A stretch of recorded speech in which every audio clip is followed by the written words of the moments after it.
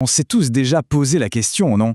Qu'est-ce qui fait qu'un vrai cigare cubain, un habano, peut coûter aussi cher? Eh bien, la réponse est bien plus fascinante qu'une simple histoire de tabac. C'est une histoire de terre, de mains expertes et surtout de temps. Cette phrase, elle dit tout, absolument tout. Le prix d'un habano, ce n'est pas juste du marketing. C'est le résultat d'un processus qui tient presque du miracle, une sorte d'alignement parfait des planètes entre la nature et un savoir-faire qui a traversé les âges. Et comme pour les plus grands vins du monde, tout part de là, la terre. Mais attention, on ne parle pas de n'importe quelle terre, on parle d'un terroir. Et c'est là que se trouve le premier secret de sa valeur. Le mot-clé, c'est terroir. C'est un terme qu'on associe souvent aux vignobles les plus prestigieux comme Bordeaux ou la Bourgogne. Le terroir, ce n'est pas juste un concept, c'est la signature géographique de l'exclusivité. Une alchimie unique entre le sol, le climat et le soleil qu'on ne retrouve nulle part ailleurs. Et c'est là que ça devient vraiment incroyable. Cette alchimie parfaite, elle n'existe qu'à un seul endroit sur la planète entière, une toute petite région de Cuba, la Vuelta a Barro. C'est le seul et unique endroit au monde capable de produire toutes les feuilles nécessaires à la confection d'un habano d'exception. C'est une rareté géographique absolue. On ne peut pas en fabriquer plus. Et la culture elle-même, c'est un véritable parcours du combattant. Oubliez l'agriculture industrielle, la mécanisation, ici tout est manuel. Chaque feuille est cueillie à la main, une par une.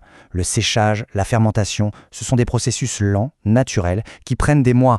Le moindre caprice de la météo peut anéantir une récolte entière qui vaut des millions. C'est un pari permanent. Alors, après la terre, on passe à l'élément humain. Et là, il faut bien comprendre une chose.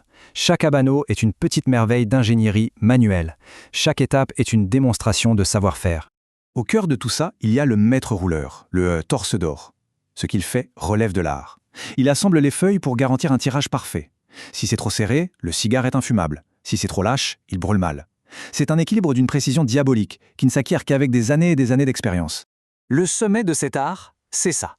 Atteindre la catégorie 9. C'est le plus haut niveau de compétence qu'un rouleur puisse atteindre.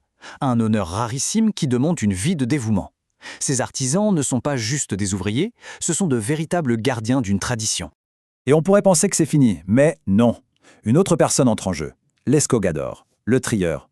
Son travail, passer des heures à examiner des milliers de cigares pour s'assurer que tous ceux qui se retrouveront dans la même boîte auront exactement, mais alors exactement, la même teinte. C'est une quête de perfection esthétique qui confine à l'obsession. Le luxe, c'est aussi ça.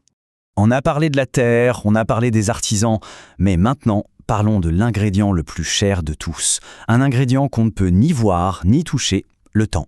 Et le temps en économie, ça a un coût énorme.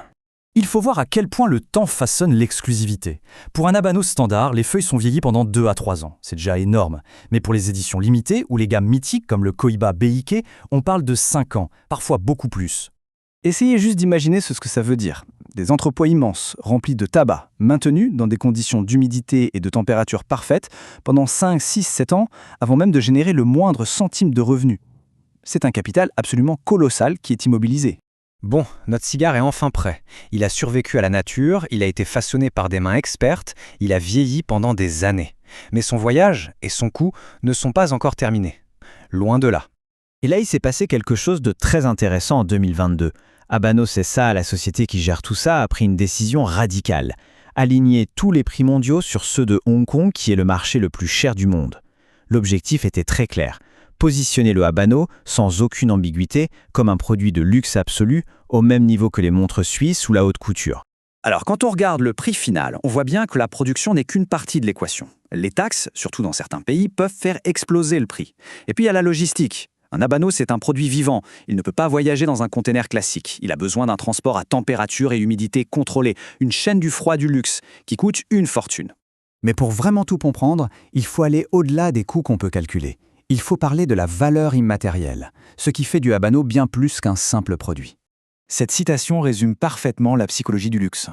On n'achète pas juste du tabac roulé, on achète ce que l'objet représente, un symbole de réussite, un marqueur de statut, un billet d'entrée dans un cercle de connaisseurs. La valeur d'un habano, elle est aussi là, dans son histoire, dans son association avec des figures légendaires, dans le rituel presque sacré de le choisir, de le couper et de l'allumer. C'est l'achat d'une part de tout cet héritage. Et pour le collectionneur, le vrai passionné de produits de luxe, voilà la promesse la plus importante.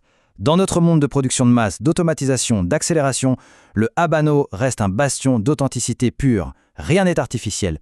Pas de produits chimiques, pas de machines, pas de raccourcis. C'est une promesse de pureté qui est devenue incroyablement rare et donc incroyablement précieuse. Alors au final, la question se pose, quand on allume un habano, qu'est-ce qu'on paye vraiment? Le tabac? Ou bien des centaines d'heures de travail, des années de patience et des siècles de tradition, le tout condensé dans cet instant unique? C'est peut-être ça le vrai prix de la perfection.